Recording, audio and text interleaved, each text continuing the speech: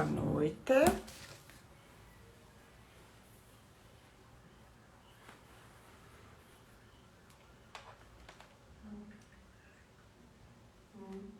Boa noite. Oi, Ana. A doutora Ana entrou. A doutora Ana, minha gratidão. Ela é uma das responsáveis pela oficina de hoje. A Letícia Papai, Letícia Nutri da IDEL, Thaisa é nossa enfermeira, esteticista e tudo mais de bom lá na IDEL Saúde, a Gláucia também, IDEL Saúde Jundiaí, Bia, minha filhona, Gláucia, minha querida IDEL Jundiaí. Vamos entrando, vamos nos acomodando. Eu vou colocar uma musiquinha esperando o nosso convidado, Dr. Renato Rício, dar um oizinho aqui pra gente, para que eu possa chamá-lo. Cris Porto, maravilhosa Yoguin. Aninha, manda um recado aí pro seu amigo, que eu já tô aqui no ar, hein? Música pra vocês de longevidade. Quem conhece? Boa noite, Joyce. Boa noite, sogra blogueira. Vânia, boa noite.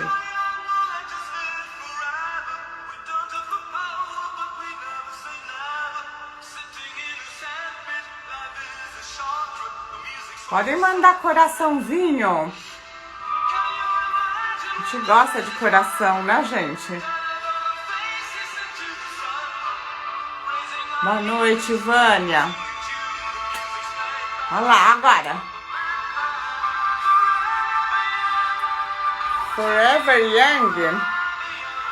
Sempre jovens. Será que é possível? Será? Será que o Dr. Renato vai dar aqui pra gente o pulo do gato? Como é que a gente fica sempre jovem?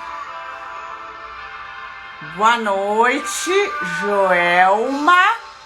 Boa noite, Guilherme.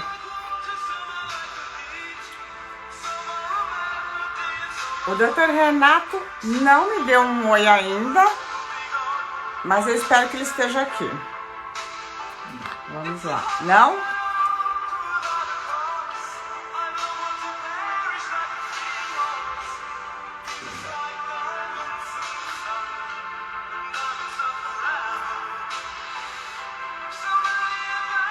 Vamos ver aqui.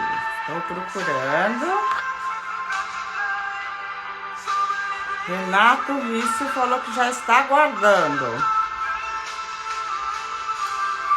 Estou procurando ele aqui. Doutor Renato.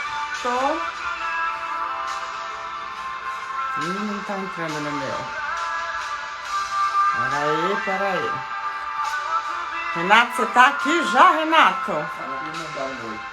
Manda um oi pra mim, Renato. Manda um oi aqui no Instagram. Agora tá aqui a Renilde, nossa Mega Master Gastronomia. Ah, ele entrou sim. A Renata Personal Yoga. Hoje, a oficina também tem a ver. Ele entrou como... aqui, Dr. Renato. Enviando solicitações. Coraçãozinho que ele já tá entrando. Ele vai entrar, gente. Aê! Vamos lá. Ai, tudo bem? Gente. Eu vou estar aqui desligando. Quero que vocês que estão aí e que querem ter um conhecimento sobre os caminhos da saúde sem tantos remédios, né? E vocês podem nos ajudar enviando o aviãozinho que tem aí na sua tela para pessoas que talvez tenham mais de 20 anos, mais de 30 anos, mais de 40 anos, 50, esteja chegando nos 60, Será mesmo que é possível atingir a terceira idade ou a melhor idade sem remédios? Bom, é isso que a gente vai abordar. Boa noite a todos. Para quem não me conhece, meu nome é Regina, eu sou dermatologista, mas faço e pratico a saúde integrativa. Porque há muitos e muitos anos já tomei ciência que a pele, o cabelo e a unha são, na grande maioria das vezes, o final da história e não o começo. E hoje eu tenho aqui o querido Dr. Renato Rício. Uma honra e um prazer. Ele foi indicado de uma querida que eu fiz amizade agora em plena pandemia, a doutora Ana.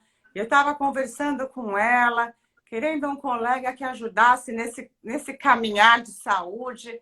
E ela falou, nossa, você tem que falar com o Renato, Regina. E aí a gente se conversou e vimos que nós temos uma sintonia muito legal e pensamos muitas coisas muito parecidas sobre saúde, sobre doença.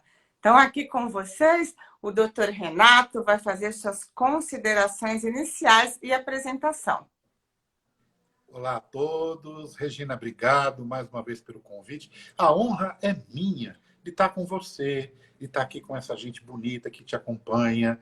E para a gente falar de uma coisa que eu, você, a Ana, todos nós acreditamos, que é uma saúde realmente mais longa, com menos problemas, com menos doenças, né? Então, eu estou super entusiasmado, porque assim, compartilhamos uma coisa já em comum, eu, você e a Ana, que é a gloriosa Faculdade de Medicina da USP, onde tivemos o nosso caminho inicial, a nossa primeira entrada no meio médico. E uma das escolas mais tradicionais, se não a mais tradicional aqui do nosso país, e de repente estamos aqui nós conversando sobre medicina integrativa, sobre uma abertura do nosso olhar para ver o indivíduo como um ser mais completo, um ser cheio de coisas que precisam ser observadas. É possível, respondendo a tua pergunta, é possível ter saúde sem remédio aos 20, aos 30, aos 40, aos 50, aos 60? Mas, sim, é possível. Por enquanto, minha querida, eu estou muito bem de saúde. E as minhas crianças, porque eu tenho muita criança, eu devia ter feito pediatria, né? Porque eu tenho as crianças dos 70, as crianças dos 80, dos 90. Esta semana passada atendi a do 103, que é a minha mais jovem. Eu tinha de 106. Essa já se foi. De um jeito que eu quero ir também. Fechar os olhos, dormir e encontrar o Criador num outro momento, na passagem. É possível? É possível. Nós vivemos uma medicina hoje que precisa disso. Oi. Um pouquinho a fita, nós vamos voltar na medicina convencional.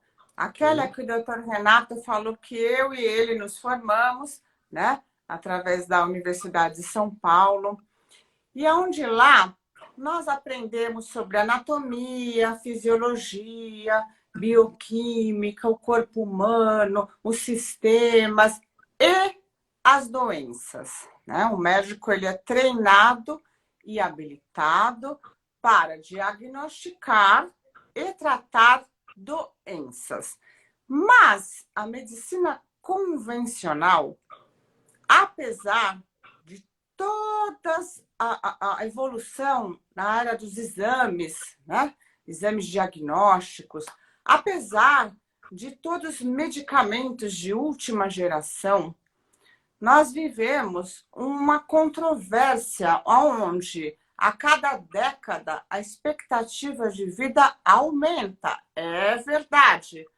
Porém, com que qualidade de vida, né? Aumenta às custas de aumento maciço de câncer, aumento maciço de Alzheimer, de Parkinson, de infarto, de doenças outras degenerativas, artrites, artroses, doenças intestinais.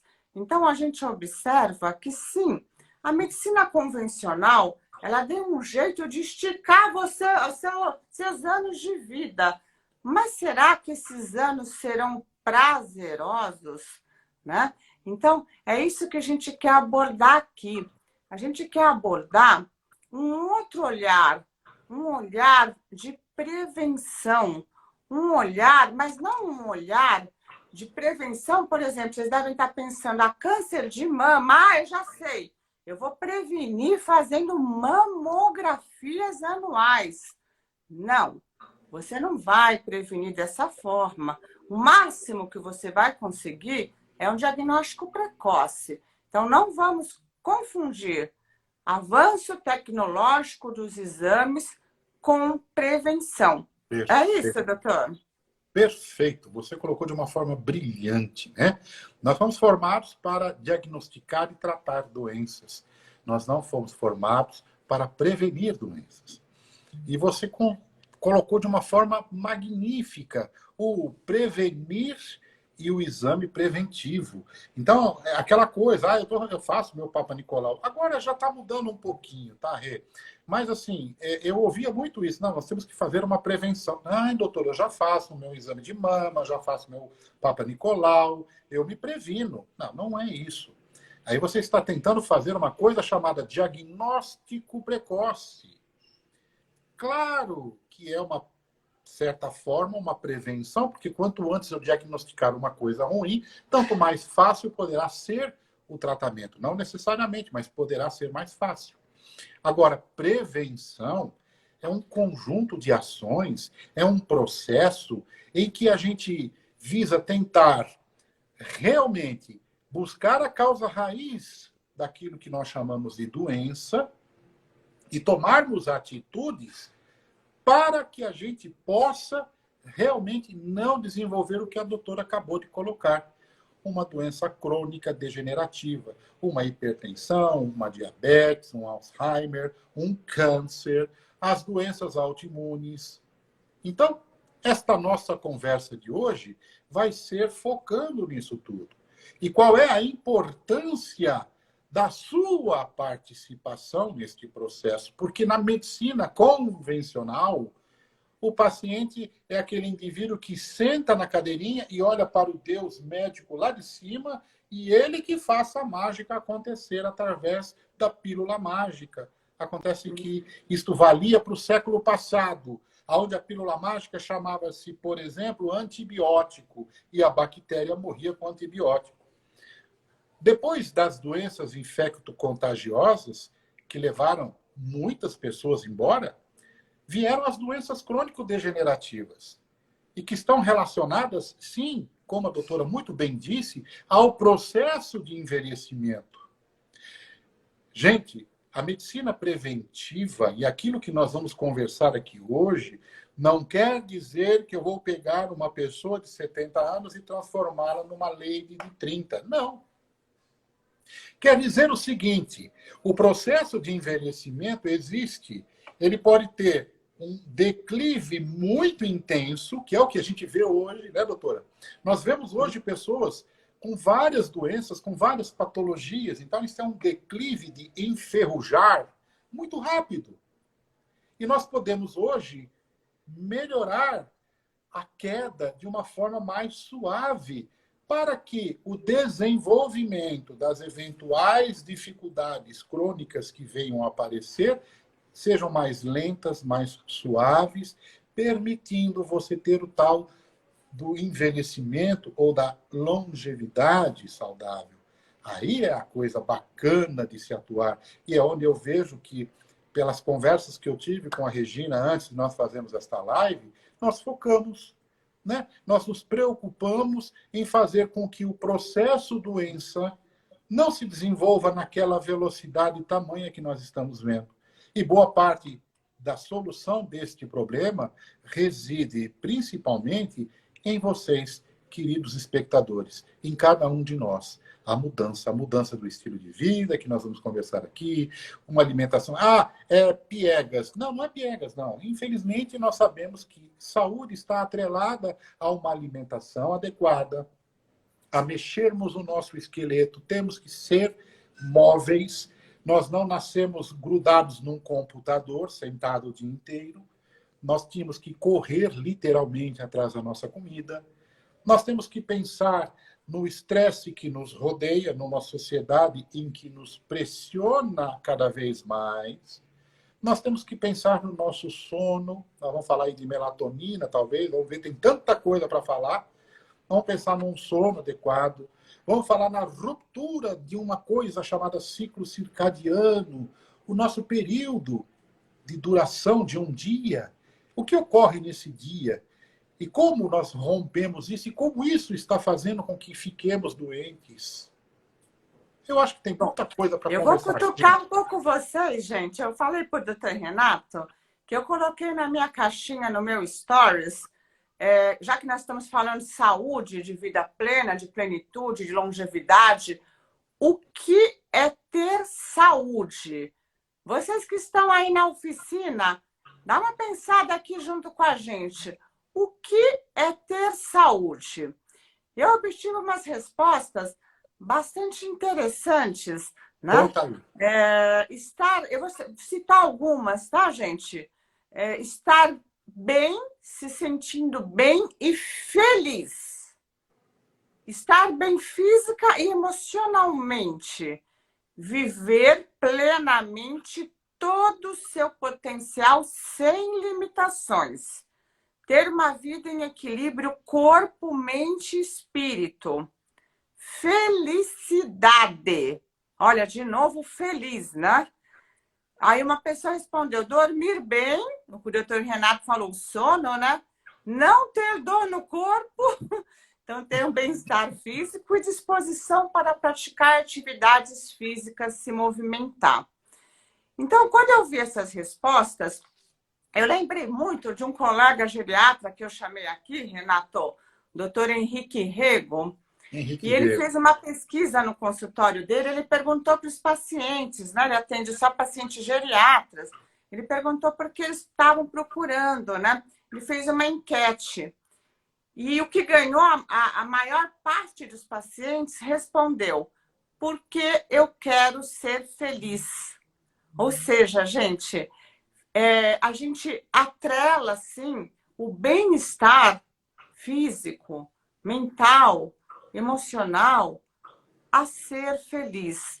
Então, a maioria hoje das pessoas procuram o médico, muitos querendo a pílula mágica, mas cabe a nós, médicos, pontuar e posicionar que o remédio não cura. Se ele curasse, ele chamava curédio. Então, o remédio, gente, ele tem sim sua função. Claro, evidentemente, em vários casos. Mas o que é o curédio? O curédio cabe a você tomar as rédeas da sua vida e ter uma disciplina para ter saúde. Então, às vezes, as pessoas que estão ouvindo a gente podem pensar que é surreal mexer o corpo, que é surreal comer alimentos de verdade, que é surreal dormir.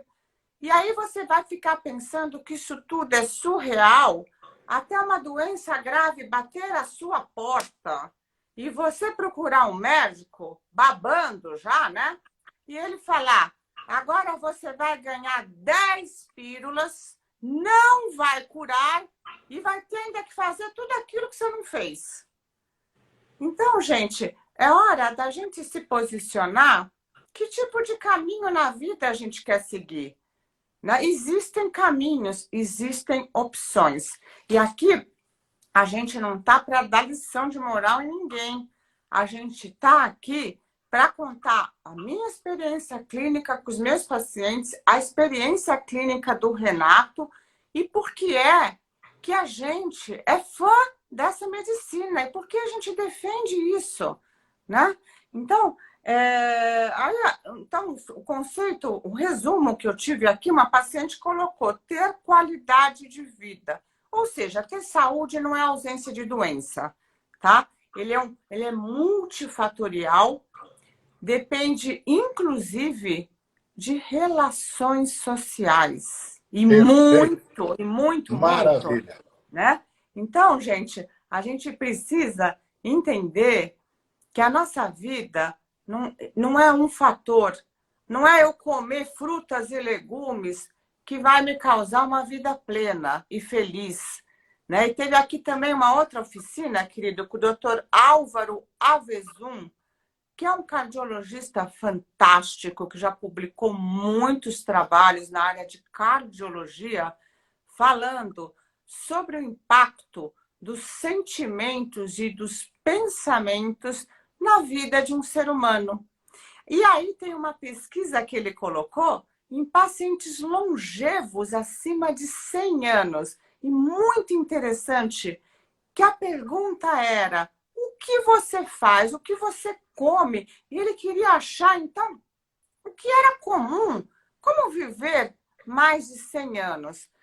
E a grande conclusão que ele chegou era ter fé na vida, dançar de acordo com a música, né? Queria que você comentasse um pouco sobre isso.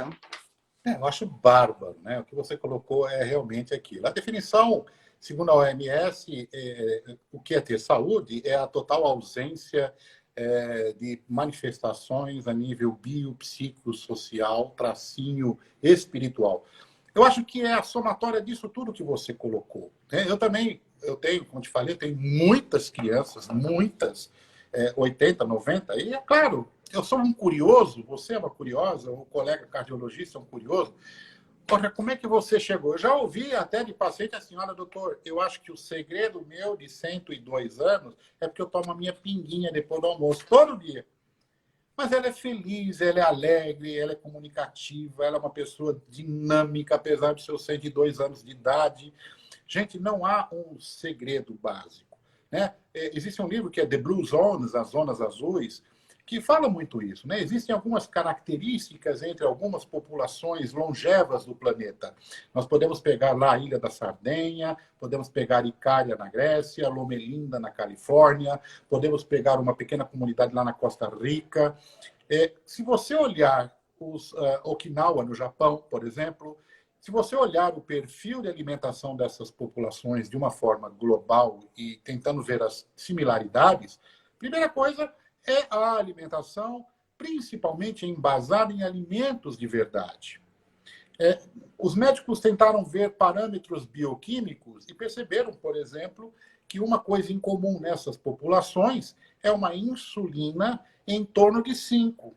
Eu já peguei pacientes aqui que passaram com vários colegas com 20, 23, 25 de insulina. O colega disse: não, está tudo bem. Não, está tudo bem, mas ele está comendo uma carga de açúcares muito elevada. E se eu pensar que a origem de muitas doenças está exatamente na resistência periférica à insulina, que é o hormônio que pega o açúcar e coloca para dentro da sua célula, eu começo a entender por que tem tanta gente com doença crônica. Porque eu disse que 20 de insulina está normal, porque eu acho que 5,7 de hemoglobina glicada, e isso eu não estou falando grego, muita gente aí já fez este exame. Bom, gente, eu defino um pré-diabético quando eu estou acima de 5,7. Tá. Eu tenho que esperar o cara chegar na diabetes? Não, mas 5,4, se vocês, eu desafio todos os que estão aqui presentes, fizeram algum exame de hemoglobina glicada, depende do laboratório, a maioria deles dá esse índice. Logo abaixo da hemoglobina glicada, existe um parâmetro escrito assim: GME, a glicemia média estimada. Então, assim, eu tenho uma hemoglobina de 5,4. A medicina me diz que só acima de 5,7 eu devo me preocupar. Olha, mas 5,4, na maioria dos laboratórios, Lavoisier, Fleury, etc., só para citar alguns nomes, você vai ter uma hemoglobina 5,4, vai ter uma glicemia média estimada em torno de 100, 104. Levando em consideração que a hemoglobina glicada é um exame que mede um período de tempo em torno de 3 a 4 meses, eu posso dizer, então, que a minha glicemia média nesses 3 a 4 meses está na casa de 100, 104. Isso é normal? Não é. E aí o que vai acontecer? Então, eu estou com a minha insulina um pouco mais alta, constantemente, a medicina olhando para mim dizendo, você está saudável, mas eu estou com uma insulina tentando combater 100, 104 de glicemia. E isso vai levar a uma resistência periférica à insulina, que é o que às vezes eu discuto com colegas da medicina convencional, que eu falo, sim, tudo bem, mas se eu puder baixar um pouquinho, por que está dando 100, 104? Porque tem o pãozinho, tem o bolo, tem o chocolate, tem o pão com queijo, tem não sei o quê, pão de queijo, pão não sei o quê, bolo de não sei o que lá, etc, etc. Então, quando você analisa e compara populações que têm sua alimentação embasada em principalmente alimentos de origem verdadeira, você vai ver que esta insulina cai. E aí, sabe o que acontece, gente? Eu só não tenho mais uma tendência a ficar um diabético no futuro, como eu vou ter menos hipertensão. Porque eu sei também agora que a hipertensão, a sua gênese, está numa resistência à insulina também. Aí, deixa eu falar da minha área um pouquinho, Oi. gente. Você quer ter menos ruga, é melhor ter menos picos de insulina, tá? Porque quebra seu colágeno também. Então, se não for por causa de doença, vamos pela estética, gente. Vamos lá. Exatamente. Então, assim, meninos e meninas, ter saúde é isso tudo, é a somatória disso tudo que a doutora Regina colocou agora. É ter saúde física, é ter saúde mental, é ter uma saúde espiritual. Não precisa dizer que você acredita num senhor branco, com barba branca, sentada num trono e que há de vir a julgar os vivos e os mortos. Não, não, não, não, não, não, não. Pode ser qualquer coisa. Uma espiritualidade, um carinho, uma crença numa energia universal. Existe uma força maior no universo, e isso os grandes mentes como Einstein, Voltaire e outros assumiram que é verdadeiro, que acreditavam que existe esta coisa que coordena esta coisa que nós somos. Tá? Uma saúde social. Olha que coisa linda. Há mais ou menos 75 mil anos, houve uma grande erupção na ilha de Sumatra, de um grande vulcão, e esse vulcão causou um escurecimento do nosso planeta. E estima-se que, na época, existiam em torno de 1 milhão de habitantes no planeta. Tá? Isso são cálculos, são estimativas. Tal. Essa população caiu para 10 mil. Por quê? Porque com a cobertura do Sol, começou a ter dificuldade de irradiar isso, a luz chegar ao solo. As plantas não realizavam fotossíntese e foram morrendo. Os animais foram morrendo, porque se não tem planta, o animal também começa a ficar escasso. Olha a primeira mudança que a sociedade humana teve que vivenciar há 75 mil anos. Nós vivíamos em grupos isolados, que não nos comunicávamos muito, mas para otimizar, isso que eu acho lindo na raça humana, para otimizar a nossa subsistência, o ser humano é esperto. Ele começou a juntar os grupos, começou a ter que conversar mais com as pessoas, para juntar caçadores em grupo, que se conversavam e otimizaram o processo de caça que estava escasso. E graças a isso, nós não sucumbimos. Então, e assim, olha, eu tenho várias... Eu amo história. Eu acho que a medicina está toda na história. Eu diria para você que a natureza molda o que nós somos hoje, tá? Vários momentos a natureza se voltou contra nós mesmos e nós superamos graças à nossa vontade de sobreviver e de mudar comportamento. O que eu quero chegar com essa frase e esse parafernália todo é que, assim, precisamos mudar. Porque senão continuaremos à mercê de um vírus pequenininho que está matando aí 500 mil e tantos aqui no Brasil e mais 2 milhões e meio, 3 milhões lá fora. E qual é a próxima pandemia? Estamos preocupados em tomar vacina. Tem que tomar sim, mas temos que entender que o processo aí é outro. A natureza, de novo, está nos dizendo que, assim, olha, com toda a tecnologia que vocês têm, meus amigos, vocês têm que mudar. Eu queria voltar numa coisa, Renato, que você falou, essa questão de exames, né?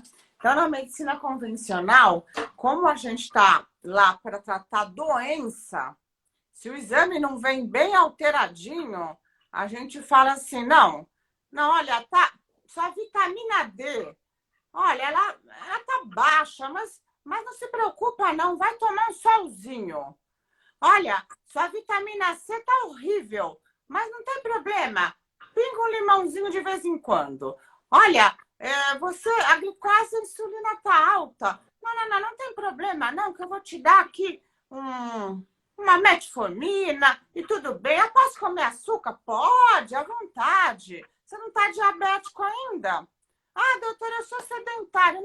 Não tem problema. Tá tudo bem. Você tá doente? Não. Você volta aqui quando você estiver doente. Não, gente. Definitivamente, de tudo que a gente estuda, eu e o Renato, o caminho é outro, tá? O caminho é bem outro.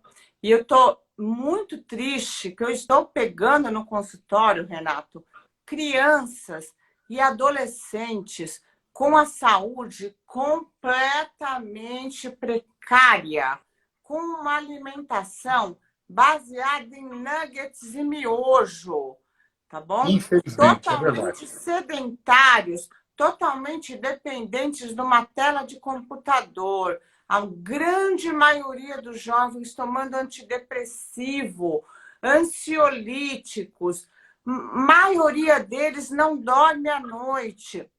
E os pais, coitados, nessa pandemia, não sabem nem para onde correr, né? Porque também os jovens não vão na escola, então tá difícil. Tanto é que aqui, gente, quem está entrando, a gente fez umas oficinas com umas pediatras, com psicóloga para tentar orientar, mas eu acho que o que a gente quer passar para vocês, o caminho não é esse. Não dá, né? Não dá para a gente aceitar que isso é um ritmo de vida minimamente saudável. De tudo que estou pegando no consultório, eu estou com medo dessa geração que está vindo, Renato. Eu Eu não também. sei o que é que vai dar, Eu né? também. É bem difícil e muitas famílias também elas não dão abertura para a gente conseguir fazer qualquer tipo de mudança, né? Porque às vezes elas se sentem até meio ofendidos. Então, quando a gente fala de mudança, gente, a mudança ela tem que acontecer quando você toma consciência que você não precisa estar doente para melhorar sua saúde. Aliás, nem deve, tá? Você está com saúde hoje? Vamos manter essa saúde. Vamos checar. Eu vou dar um exemplo, o meu próprio exemplo, tá, gente? Eu sou uma pessoa que eu sou apaixonada por saúde e principalmente pela minha. Né? Eu acho que primeiro a gente tem que se cuidar. Então, eu, há muitos anos, pratico atividade física praticamente diariamente, tento beber água, tento ter uma boa alimentação, mas dentro desse quesito alimentação, é muito interessante porque é um caminho que muitas vezes nós precisamos de uma nutricionista, porque às vezes, gente, não é só comer o que é bom. Eu vou dar o meu exemplo. Eu como muitas frutas, muitos legumes, mas eu comecei a ter umas dores nas juntas, umas coisas estranhas. Na época que fechou tudo, e a gente não podia fazer esporte, porque o esporte faz você liberar toxinas, né? E eu comecei a pensar, nossa, mas será que é uma artrite? O que será que é isso? Será que é um estresse? E eu fui pesquisando sobre intestino. E fui lendo, e desbiose, e como é que é. E a desbiose deixa o intestino mais permeável e entra toxinas. E aí eu fui fazer, primeiro, um detox do meu intestino e uma repopulação das bactérias do bem, né? Porque não basta a gente comer bem. Eu acho que esse é um ponto bem importante, gente, da oficina, que muitas pessoas falam assim, não sei se para você, Renato, mas eles falam assim para mim, ai, doutor, eu como frutas, eu como legumes, eu tomo suplemento vitamínico, eu rezo, eu planto bananeira, eu faço yoga, ai, eu durmo embaixo da pirâmide, não acontece nada. Eu estou cada vez pior. E aí que eu fui entender que essa criatura talvez não estava absorvendo o que ela estava comendo. Então, hoje em dia, eu pego no consultório uma quantidade enorme de pessoas nessa situação que tem um grau de disbiose. Eu não sei se você já ouviu essa palavra, se lhe é familiar. Mas a disbiose, como ela afeta, no meu entender, a grande maioria da população, queria que a gente separasse uns minutinhos para isso, que é uma alteração na absorção intestinal. E a gente não nasce com esse problema, ele vai desenvolvendo ao longo da vida. Por quê? Porque nós somos altamente tóxicos conosco mesmo, através do estresse, uso de medicamentos inadvertidamente. Comemos, sim, corantes e conservantes com os alimentos industrializados. Comemos agrotóxicos com as nossas frutas e legumes, por mais que você lave. Então, tudo isso eu achava que eu estava arrasando. Eu estava lá com a minha desbiose, estava lá entrando toxinas em mim e fui fazer um teste alimentar, aonde descobri que eu tinha uma série de alergias alimentares e eu estava achando que eu estava arrasando e não estava bem assim. Então, às vezes, gente, o buraco é mais embaixo, né, Renato? Verdade. É mais embaixo, bem lá no seu intestino. Eu diria para você, completando tudo isso que você falou de forma brilhante, que o intestino, hoje, nós sabemos que ele pode servir de base inicial para vários processos. Eu diria mais do que a disbiose, as pessoas hoje estão inflamadas de uma forma geral. Tá? Não, claro que eu diria que a principal fonte é o intestino. Mas, por exemplo, eu falo isso em várias lives, já falei, uma pessoa como eu, que estou aqui na região central de São Paulo, aqui na região dos Jardins, estou inalando o ar aqui de São Paulo, um ar poluído, pesado, que está trazendo inúmeras partículas diminutas para dentro do meu pulmão, que são enxergadas como corpos estranhos e estão provocando uma reação do meu corpo, porque eles falam, gente, quanta coisa ruim está entrando aqui.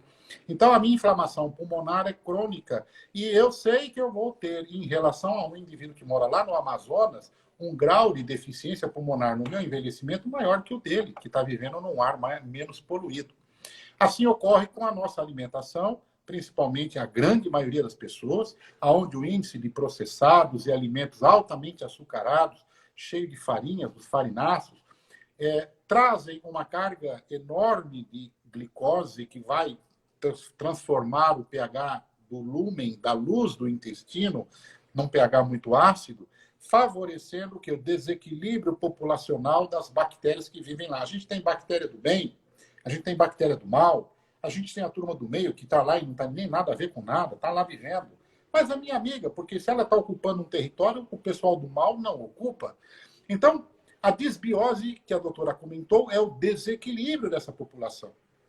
E isso é ruim, porque vai gerar no meu intestino alterações que poderão afetar sistemicamente vários órgãos do meu corpo.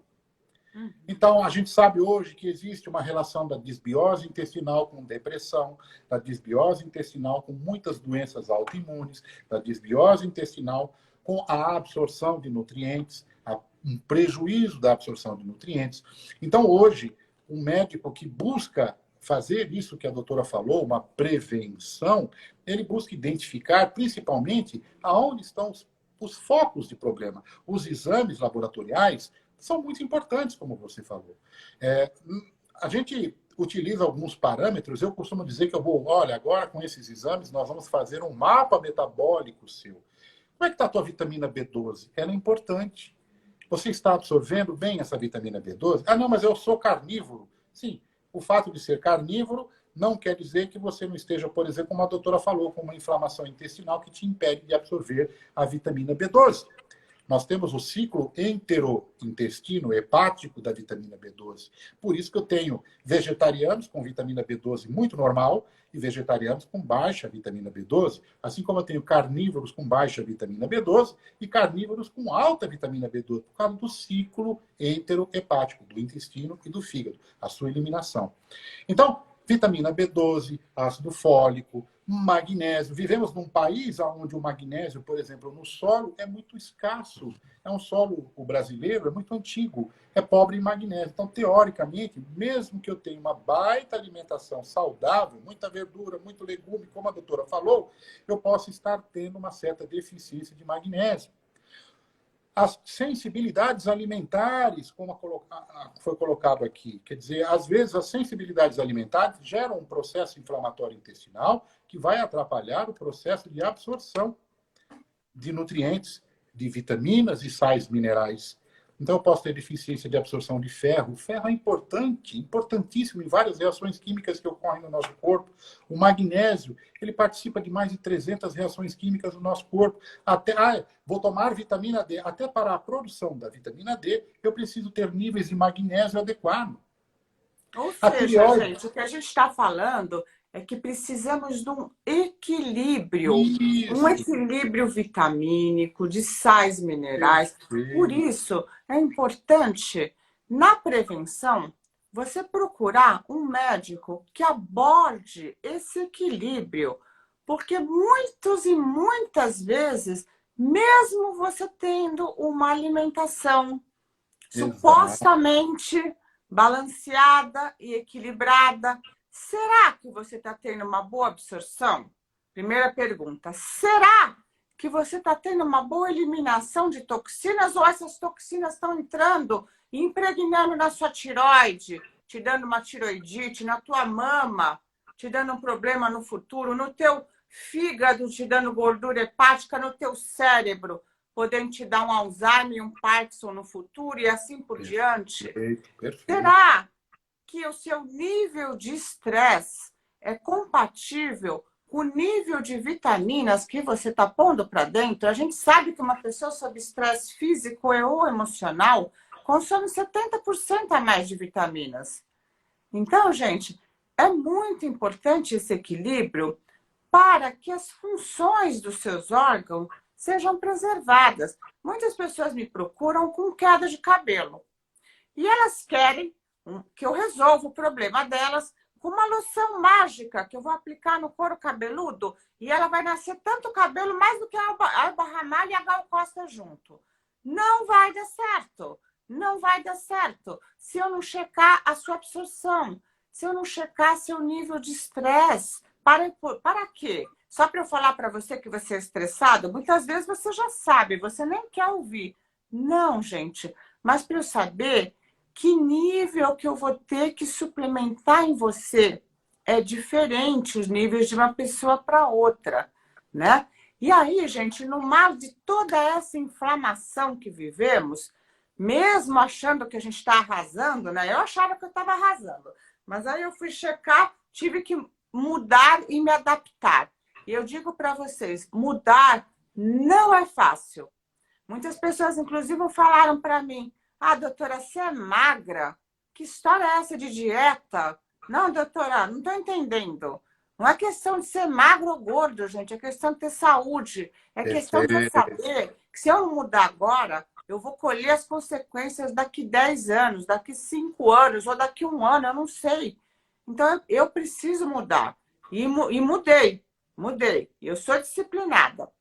E uma coisa que eu acrescentei, Renato, nos meus estudos, que eu achei bastante coerente, porque, gente, uma coisa é ter estudos, é ter artigos, outra coisa é experiência clínica, tá? Então, a gente não pode só ir em artigo, porque artigo tem o que falar a favor e o contra, tá bom?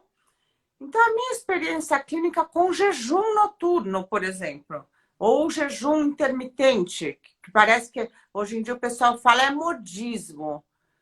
É modismo? Eu não sei. Para mim, me faz muito bem, me caiu muito bem em vários aspectos. Queria que você falasse sobre o jejum e já engatasse o ritmo circadiano. O jejum intermitente, ele, claro, como tudo, acaba virando um certo modismo. Ele é para todo mundo? Não. Cada caso é um caso, a gente sabe disso, a individualidade única de cada ser. Então, pode ser que para algumas pessoas o jejum intermitente não tenha o efeito tão maravilhoso como teve, por exemplo, para a doutora.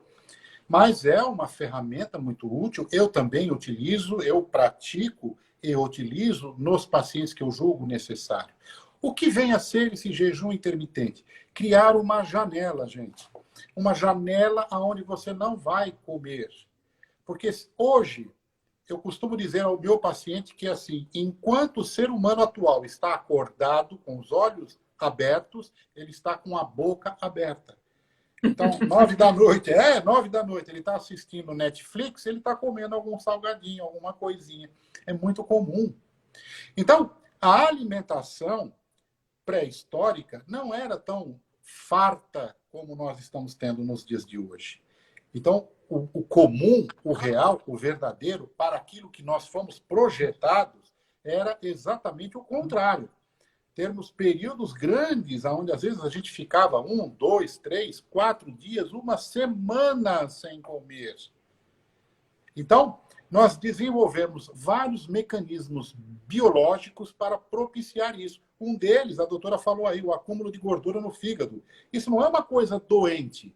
É um mecanismo que serve para poupar energia para o momento de escassez. Acontece que hoje eu não tenho mais escassez. E aí o que acontece? Eu guardo, o meu mecanismo está funcionando, mas eu não estou precisando retirar do meu depósito. E aí eu começo a ter problema, começo a ter doença. Então, os estudiosos começaram a pensar, bom, então vamos mimetizar uma dieta mais antiga. Vamos criar uma forma de você comer menos. Então, existem vários horários em que você pode se abster de comer. O mais comum que eu tenho utilizado com os meus pacientes é o de 16/8. Ou seja, 16 horas sem comer, 8 horas comendo. 16 horas sem comer, 8 horas comendo. 16 e 8 Não, 8 24 horas horas comendo sem parar, não, hein, gente? Calma, muita calma nessa hora. Respira que ele vai explicar. O que acontece? Muitas vezes eu tenho pacientes, Regina, que não conseguem ficar 12 horas sem comer. Coisa que eu, na minha infância, você é bebezinha, você é nova, bebê. Eu, na minha época, eu jantava até umas 6 horas, no máximo 7 horas da noite, tinha jantado e depois só se falava no dia seguinte. 7 da noite às 7 da manhã, 8 da manhã, 7h30, sem comer, 12 horas de jejum. Hoje eu tenho paciente que fala, doutor, eu vou passar mal se eu ficar 12 horas sem comer. Então, você tem que iniciar num esquema diferente para esse indivíduo, para que ele se adeque novamente a esses períodos um pouco mais prolongados, porque ele acostumou o organismo dele a comer frequentemente. E ajudaram para isso filosofias do tipo comer de 3 em 3 horas, que eu não vejo fundamento nenhum e não encontrei artigo científico nenhum que justifique tal conduta. Mas, tudo bem. O jejum intermitente, então, visa fazer com que você tenha uma ingestão num determinado período de tempo e uma pausa alimentar que permita que o seu corpo, o jejum é importante para os processos de regeneração também do seu corpo. O seu intestino consegue se limpar adequadamente, o seu intestino começa a ter uma noção melhor da produção das enzimas digestivas. Então, o jejum intermitente, ele é uma ferramenta maravilhosa para a perda de peso, ele é uma ferramenta maravilhosa. Quem pratica o jejum intermitente sabe disso, a doutora deve saber. Nos períodos, eu pratico alguns períodos até um pouco mais avantajados, de acordo com um trabalho que eu vi de um pessoal do MIT, que melhora, inclusive, o processamento mental. E é impressionante. Você fica com a lucidez, uma memória, uma captação, um foco, uma atenção fantástico durante o período de jejum.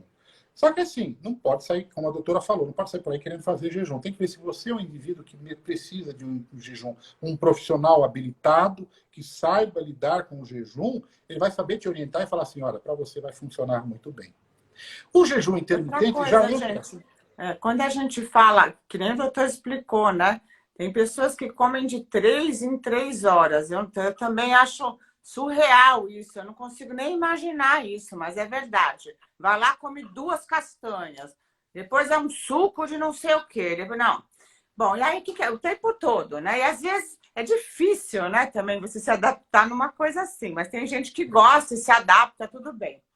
Então, o jejum, a gente tem que começar aos poucos. Você não pega uma criança, um bebê que engatinha, você fala para o bebê, agora você fica em pé e corre. Não, primeiro tem que dar os primeiros passos, tem que andar rápido, daí correr. Mesma coisa, jejum intermitente. E não tem idade, gente, isso que é muito interessante. Minha mamãe tem 80 anos e ela começou com 12, 13, 14, agora está fazendo 16 horas, porque é uma vaidade absurda e também porque ela quer fazer um detox, né? E eu falo assim que meus pais são meio... Minhas inspirações, papai também 82 anos, se cuida. E eu acho que tem que ser assim, né, gente? E eu sou muito orgulhosa de ter uns pais assim. Inclusive, meu papai eu vou levar aí com você, porque eu quero que a gente tenha uns minutinhos agora para melatonina, gente. Doutor Renato Rício é mestre em melatonina. Melatonina é um hormônio que, por exemplo, vê o bebezinho dormindo, vê a pele do bebezinho, vê aquela coisa maravilhosa, está explodindo de melatonina, né? E a gente vai perdendo também essa bênção com a idade. A melatonina, ela não é um indutor de sono, porém, ela é muito usada, sim, por pacientes que têm dificuldade a conciliar o sono, né? E por isso ela ficou com esse rótulo de eu tenho insônia, ou eu tomo uma droga, ou eu tomo uma melatonina, e também as pessoas que tomam ficam com medo de se viciar. Então, qual que é a grande verdade da melatonina, doutor? Extremamente ligada ao ciclo circadiano. Rápido, ciclo circadiano é um período que coincide com as 24 horas do nosso horário terrestre. A Terra gira em torno de si mesma em 24 horas, gerando alternância entre dia e noite. Em um momento lá atrás, há cerca de 3 bilhões de anos, aquela bactéria unicelular que existia naquele planeta que ainda mal tinha oxigênio, torrava ardentemente durante o dia, sob a ação dos ultravioleta, que nem a camada de ozônio havia para protegê-la, e descansava de noite. A beleza do processo evolutivo é que ela criou esta molécula ancestral chamada melatonina, que é um antioxidante, é um anti-inflamatório, é um anti muitas coisas, que nós acho que nós vamos ter que fazer uma outra live para falar só de melatonina. Vamos fazer sim, Nossa, e a vai ser uma melatonina honra. é a fonte da juventude, viu, gente? Exatamente, ela é estudada hoje. Uma das áreas de estudo é o anti-aging, o anti-envelhecimento. Enfim, essa melatonina surgiu para proteger esta célula da ação nociva desses raios solares extremamente potentes. E ela funcionava muito bem nisso. Então, o poder maior da melatonina não é indutor de sono. Ela não é um indutor de sono, ela não é um soporífero, ela não é um calmante, ela não é um barbitúrico, ela não vai te viciar. Primeiro porque ela é um hormônio produzido por uma glândula no meio do cérebro chamada pineal. Este era o conceito inicial, relacionado ao tal do ciclo circadiano. Ela controla esse ciclo circadiano.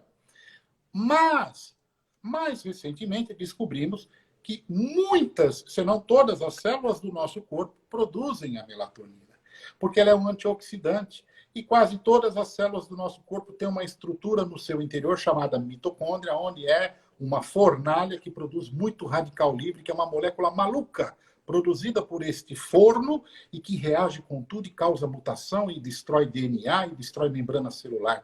Então a melatonina existe para isso também. Então, nós temos a ação melatonina reguladora do ciclo circadiano. Aí sim, quando que ela vai funcionar? Você sai daqui, vai para o Japão. Quando você está lá no Japão, você fica confuso, porque você viajou rapidamente por vários fusos horários e está num lugar agora que meio-dia é meia-noite. Aí você está com sono. Então, você vai começar a tomar melatonina, ela vai ajudar a você entrar nesse ciclo deste novo horário no novo país mais rapidamente. Maravilha. E quando você volta, a mesma coisa. Antigamente, quando a gente ia do Japão para a América, a gente ia andando, né? Vamos fazer de conta. Então você ia se adequando, porque ia levar muito tempo para você cruzar e chegar no seu destino. Hoje é diferente, graças aos voos rápidos que temos. Mas a melatonina, ela é uma molécula, então, que pode nos auxiliar em várias coisas. Dentre as várias coisas, que nós vamos discutir melhor no bate-papo melatonina, ela é um anticâncer. Ela é um anti-angiogênico. Angiogênese é o processo de formação de novos vasos sanguíneos. Qualquer tumor precisa induzir a formação de novos vasos sanguíneos para poder crescer. Então, se a melatonina impede isso, ou ela impede o crescimento do tumor. E se o tumor cresce, ele precisa depois, num próximo passo, ultrapassar a barreira deste órgão para gerar a metástase. A melatonina também é um ótimo antimetastático. A melatonina induz a morte celular, principalmente das células cancerígenas. Então, cada vez mais nós estamos descobrindo que a melatonina não é uma panaceia. O que é uma panaceia? Uma panaceia é uma droga que cura tudo. Não é isso, não. mas ela é uma droga poderosa que pode ser aliada ao tratamento de diversas situações clínicas, que nós vamos ver com mais detalhes no nosso próximo papo. Mas a melatonina é uma droga abençoada. Eu digo para vocês, existem trabalhos científicos até para a Covid. Trabalhos de pacientes internados em Sim, UTI. imunologia, gente, ele é... E também para derrame, pós-AVC. Exatamente. Ela melhora situações de estresse pós-cirúrgico e de isquemia e reperfusão. Por exemplo, você tem um ataque cardíaco, você tem uma isquemia. Aí você tem depois uma correção desse ataque cardíaco, você tem uma reperfusão no coração. Isso vai gerar uma série de transtornos que podem ser evitados pela melatonina. Então, a melatonina é muito mais do que se pretende mostrar que é uma droga boa para dormir. E aí eu acho que cabe aqui a gente discutir numa próxima live. Eu me comprometo contigo, a hora que você quiser, se quiser semana que Já vem. está convidado, gente. Vamos falar Fazermos desse uma live só hormônio sobre melatonina. maravilhoso. Aliás, muitos dos meus seguidores que eu vi que está tudo bem aí, eu tomei no Covid. É isso mesmo. Eu sei quem está falando aí o Tudo de Viagens, é uma paciente minha. Ela, o marido e o filho tiveram Covid e foram muito bem tratados apenas com melatonina e vitamina D. Então, ótimos, muito bem, obrigado. Então, assim, a melatonina não é uma coisa santa, mas tecnicamente ela é uma molécula que pode sim nos ajudar em vários aspectos de nossa saúde. E eu digo mais. Aqui está uma pergunta interessante. Por exemplo, qual o melhor horário para tomar melatonina em pacientes que não tem problema de insônia ou até ao contrário? Eu já cheguei a passar para a mamãe e ela não se dá bem com melatonina, ela tem terror noturno, pesadelo, acontece de tudo e para. Aí eu posso dar durante o dia? Como é que a gente faz? Então, primeiro tem que ver qual é o tipo de melatonina que você deu para sua mamãe. E muitos aí que vêm até o consultório e falam, doutor, eu tomo meio miligrama de melatonina, eu capoto o dia inteiro. Pois é. Qual é a melatonina? Eu comprei lá, é da Natural Foods, é da não sei da onde, é não sei da onde, não sei da onde. Essas melatoninas, muitas vezes, fogem do controle do FDA e eu não sei te dizer quanto elas estão mudadas lá dentro para ter substâncias mais para induzir o sono, porque o marketing é para doença de dormir, é para uma droga para dormir. Eu tenho pacientes que usam megadoses de melatonina, não tem problema nenhum. E aí, quando você pensa em tratamentos de determinadas patologias, às vezes você tem que usar ela com um intervalo pequeno, porque a meia-vida da melatonina fica em torno de 4 horas. Então, se eu tomo uma cápsula de melatonina agora, daqui a 4 horas acabou. E aí a minha melatonina começa a cair novamente. Então, em alguns casos, como câncer, eu uso a cada 4, 5 horas. Então, tem paciente que toma uma dose de melatonina 4 a 5 vezes ao dia, durante o dia também, sem sono. Tem gente aí, se tiver alguém que está tomando, que eu vi que está aí, quiser dizer, não, eu tomo e não tem problema, tudo bem. Mas não há problema nenhum. Agora, eu mando manipular, porque aí eu sei que é o produto em si. Não tem nenhum aditivo a mais, não sei o que veio lá do exterior. Tem gente que toma 80 Olha, 80 miligramas, mas toma durante o dia, né? Tudo de viagem. viagem. Não, ela toma à noite também. Ela toma de manhã, depois do almoço, no fim da tarde, à noite e ao deitar. Então dá 5 Mas teve doses. aqui uma pessoa, Renato, que colocou que ela perde o sono. Acontece também com a minha mãe isso. Pode acontecer. Se for uma manipulada e está perdendo o sono, muitas vezes eu passo para de dia. Depende do que é que você quer com essa melatonina. Então, assim, se você quer... eu não uso, olha, eu te juro, a coisa que eu menos uso melatonina é para dar sono. Não uso. Não uso. Eu uso outras formas de indução de sono. Podemos até discutir os fitoterápicos que eu utilizo para ajudar no sono. Mas dificilmente eu dou melatonina, ainda falo, porque o paciente às vezes vem, Regina, doutor Renato, eu estou dormindo tão bem que eu nem estou tomando mais a sua melatonina. Eu falo, não, mas não era para dormir que eu dei a tua melatonina. Eu dei para te proteger, porque você tem uma tendência a estar com você está com uma doença autoimune, você está com uma inflamação intestinal, você está com um processo oxidativo. Eu dei para isso, não dei para você dormir. Então, volte a tomar, por favor. Mas, em pouquíssimos casos de idiosincrasia, o que é idiosincrasia? É um efeito contrário daquilo que você espera. Quer dizer, se dá melatonina para dormir, a pessoa fica acordada. Já que ela fica acordada, então eu dou de manhã. Então, você vai fazer o seguinte, você toma de manhãzinha, tá bom? Pronto, resolveu o problema. Pronto. Gente, melatonina tem um campo tão maravilhoso para a gente abordar. Eu quero fazer, então, essa primeira oficina, gente, foi para a gente abordar um pouco sobre saúde, os conceitos, né? O doutor Renato falou para quem está aí dosar a hemoglobina glicada, né? E se atentar a um valor acima de 5,4, já pode ser um alerta que você talvez tenha que mudar a sua Não, dieta. só dar um toque, já que você quer dar um toquezinho assim. Eu procuro trabalhar o paciente para entender que ele tem que ter uma hemoglobina glicada em torno de 5 para baixo. 5 para baixo, você vai estar com uma glicose baixa, média.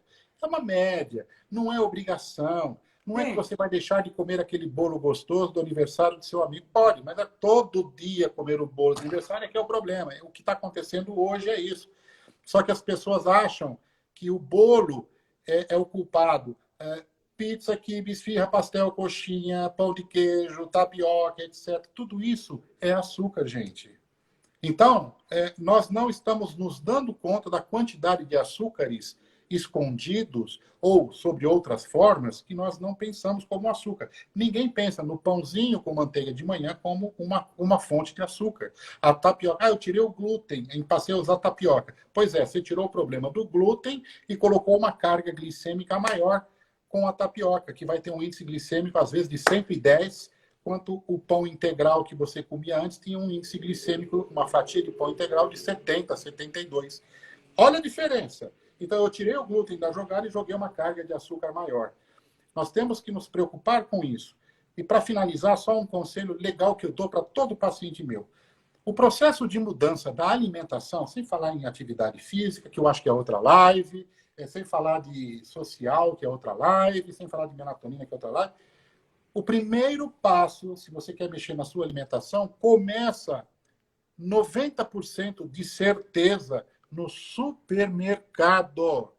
Na hora que você compra o que você vai levar para sua casa. Porque na hora que você chega em casa, cansada, estressada, querendo mandar o patrão para aquele lugar, você vai descontar todas as suas mágoas na comida. Então, se você tiver comida junk, você vai comer lixo mesmo. Então, se você está no mercado com a sua cabeça focada numa alimentação saudável, você vai trazer itens saudáveis para a sua casa. Na hora que você está no perigo, você não vai ter opção, você vai ter só coisa saudável para comer. Você vai comer uma maçã, você vai comer uma pera, que nem a doutora falou, vai comer uma fruta, mas não vai comer o bolachinha recheada. Então, Gente, eu vou falar. Eu comecei a me adaptar, que eu falei para vocês da minha dieta, né, que eu tive que mudar. E tem tanta coisa saudável e gostosa, né? Então, hoje, por maravilhoso. exemplo, eu fiz meu almojanta com quinoa, com brócolis, berinjela com cogumelos, uma saladinha com grão de bico. E agora eu só como amanhã. Daqui a pouco, quando terminar a oficina, eu vou cumprimentar o doutor brilhante e vou fazer meu chá, né? Então, gente, e depois agradecer esse dia maravilhoso, agradecer vocês que estão aqui com a gente e nos comprometer que a gente vai continuar nesse caminho, Podemos. continuar abordando saúde. Procurem beber água, gente. Eu sempre falo com meus pacientes: você quer fazer um detox? Mínimo 2 litros de água por dia. Ai, doutora, eu não consigo. Consegue, ó. Eu comprei uma mamadeira. Essa mamadeira tem 700 ml. Não é vidro, tá? Tem que ser vidro, gente. Não pode ser plástico. E você leva a mamadeira e vai bebendo. Né? Uma outra dica que eu dou é o limãozinho em jejum. Né? Às vezes a pessoa fala: doutora, pelo amor de Deus, limão. Começa com umas gotinhas. Né? Você vai adaptando o seu organismo. Né? Atividade física é tudo uma adaptação, gente. Você não precisa virar o atleta do ano. Mas você pode começar, por exemplo, no seu trabalho, para um pouquinho mais distante. Anda 10 minutos para ir, 10 minutos para voltar. Maravilha. Tudo é o que você se proponha. Todos somos potencialmente capazes de maravilhas conosco mesmo. Basta você acreditar. E para você que está aí, sedentário, comendo tudo errado, achando que não tem mais jeito, saiba que nosso corpo tem um poder de regeneração maravilhoso, aonde se a gente der 5 anos para o nosso corpo, nós regeneramos todas as nossas células. Então, gente, acredite em você. Eu já peguei pacientes drogados, dependentes químicos, alcoólatras, que se propuseram a mudar. E em 6 meses, a mudança, porque eles se propuseram de fato, foi maravilhosa. Então, que eram pessoas que estavam no fundo do poço, né? Então, eu acho que a gente não precisa chegar nesse nível para a gente valorizar a nossa vida. Vamos nos olhar com carinho, vamos nos amar, vamos entender que todos temos nossa missão de vida, mas só podemos realizar com saúde, né? Seus recados finais, doutor? Você me fez lembrar aqui uma passagem muito bonita de Francisco Cândido Xavier, né? Chico Xavier, um espírita. Numa reportagem, um repórter indagando a ele, tipo, meio que ironizando, tentando desafiá-lo, disse assim: então o senhor também faz cura? Ele olhou para o repórter com toda aquela calma que quem chegou a conhecê-lo sabe e falou assim: não, meu filho, a cura está dentro de nós. E é verdade, gente. Esta máquina, como a doutora falou, ela se regenera, ela foi programada para isso. Você cortou o dedo, vai cicatrizar, vai fechar, vai ficar bonitinho. Você quebrou um osso, vai cicatrizar e vai ficar bonitinho. Então, o que está acontecendo que ela não está se curando? É porque nós estamos abusando. Mudança, principalmente a alimentar, requer um delta T, um tempo. Não adianta ter pressa. Não adianta querer correr. Não é assim que a coisa funciona. E eu te digo, para cada um de vocês que estão aqui, que são seguidoras da doutora, seguidores da doutora, que eu estou falando em cima de uma experiência de 36 anos. Funciona. O paciente se cura, ou o paciente melhora, e a coisa fica em um outro patamar. Ontem eu atendi um paciente, foi a coisa mais gostosa de ouvir, Regina. Falei assim: doutor Renato, eu estou pagando a sua consulta. Olha, eu estou pagando com muito gosto. Já são 10 anos que eu acompanho. Esse cara tinha uma doença esquisita, que posso até contar numa próxima, que a gente está acabando. Mas é gostoso você ver essa evolução que eu não via antes, quando eu era médico só do remédio para a doença.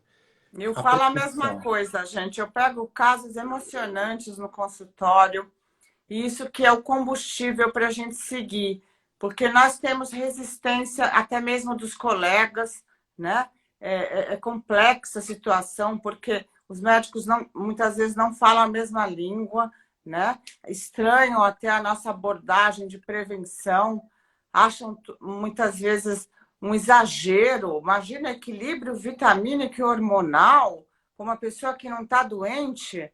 Ora as bolas, né? Como nós falamos, nós não queremos que ela chegue babando na gente. A gente quer que a pessoa esteja cada vez melhor. Eu E pego aí? muitas vezes pessoas, gente, que não estavam andando, cansados, indispostos, com gordura no fígado, com os exames totalmente alterados. E eu faço uma combinação com a pessoa. Olha, nós temos metas, nós vamos caminhando juntos, mas eu preciso que você entre né? Entre no tratamento. E realmente as pessoas que se comprometem, elas voltam para a gente com um brilho no olhar, com uma alegria pela vida que elas já não sentiam mais. Então, a semana retrasada, eu peguei um senhor muito bacana, ele estava muito indisposto, há 4 meses, com gordura hepática grau moderado a grave. Hoje em dia está um grau leve e ele corre todo dia hoje em dia, porque ele tem disposição, porque ele sente a diferença, porque ele sente a saúde e a felicidade de estar vivo e de poder contribuir para um mundo melhor. Eu Ai, acho que que essa é a legal. nossa missão aqui nas oficinas. Eu queria fazer uma proposta para vocês continuarem enviando temas, o que vocês gostariam de abordar. Já está aqui o doutor Renato convidado para a gente falar de melatonina e, se der, Semana que também vem. de vitamina D, que Já eu vamos sou embalando. fãzoca da vitamina D, né? Então, chega lá paciente com 29, 28, o médico convencional fala, nossa, você está maravilhoso, medalha de ouro de vitamina D. E aí me complica, porque eu vou falar, não é bem assim. Então, veja, a gente anda por uns caminhos meio árduos, mas a gente tem resultado clínico, e é isso que mantém a gente, que faz a gente seguir em frente, pesquisando, estudando e procurando os afins. A semana que vem a nossa oficina também será na terça-feira, porque eu tenho uma semana de laser, vários dias, e vai estar aqui um querido que vocês conhecem, massoterapeuta, o André Messi. E ele lançou um livro falando de massoterapia e estresse, combate de estresse com massoterapia. Vocês lembram quem está aqui que ele ensinou a gente a fazer massagem no rosto? Vocês estão fazendo? Olha, não me trinca de vergonha. A semana que vem eu vou perguntar ao vivo com ele, hein? Tem inclusive uns rios que eu filmei. Dá tempo, gente. Olha lá. Vamos fazendo até a semana que vem para a gente ficar bonitinha, para mostrar para ele o resultado. E com o Renato, você quer lançar algum desafio aí, Renato? Eu quero que vocês comentem sobre este nosso encontro de hoje e coloquem para mim ou para a Regina os seus desafios, o que está sendo difícil, o que foi fácil. Eu vi uma coisa aqui muito bonita que vale a pena ver. Uma das minhas pacientes falou, eu sou prova viva que esse tipo de medicina funciona. E funciona sim, gente. Então, qual é a dificuldade que você está tendo? Aonde está o seu problema? É na mudança de alimentação, é na implantação de uma atividade física, para que a gente possa até direcionar umas próximas conversas, né, Rê, em cima dessas dúvidas que vocês tenham. O meu desafio é desafiar vocês a mandar direct ou para mim ou para a doutora, comentando sobre o que você gostaria de estar ouvindo aqui. Onde está a sua dificuldade? Por que você precisa de remédio ainda? Ótimo. Então, ótimo desafio. agradeço demais o convite. Fiquei muito feliz de estar, primeiro, com uma colega de faculdade, segundo, com esse povo lindo, maravilhoso que está aí, e com o conhecimento, né? Eu não precisaria nem estar presente, porque você domina tão bem quanto eu o assunto. Fiquei muito feliz. Gratidão eterna para você. Gratidão. Gratidão à nossa amiga Ana, que foi que nos conectou.